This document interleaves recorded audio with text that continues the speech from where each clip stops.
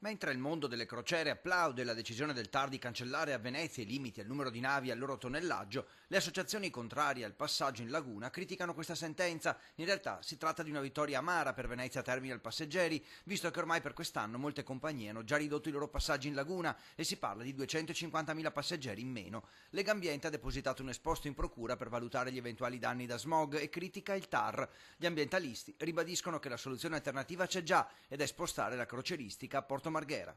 In via provvisoria è già disponibile Porto Marghera, potrebbero già andare lì le navi nell'attesa di una soluzione definitiva che per quanto ci riguarda non è assolutamente Canale Contorta, ma è la riconversione e riqualificazione di Porto Marghera. Definisce sconcertante la sentenza del TAR il sottosegretario al Ministero dei Beni Culturali Ilaria Borletti, che si augura che quanto prima si trovi una soluzione alternativa, anche valutando altre opzioni a parte quella del canale della Contorta. Non è Venezia a doversi adattare al turismo, ma viceversa, afferma. Delusione anche da parte del comitato No Grandi Navi, che si riunirà domenica per decidere le iniziative pubbliche di protesta.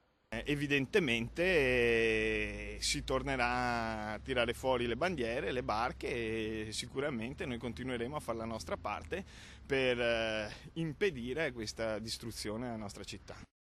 Se Venezia Terminal Passeggeri chiede al governo di decidere in fretta e in via definitiva perché l'incertezza crea danni economici, pericoli per l'occupazione e la possibilità che le grandi compagnie abbandonino Venezia, il comitato vuole un nuovo porto al Lido. Un porto alle bocche di Porto e Lido, tra l'altro praticabile in minor tempo e con minor spesa dello scavo del canale Contorta, salvaguarderebbe la città, la laguna ed anche i posti di lavoro, anzi probabilmente li aumenterebbe.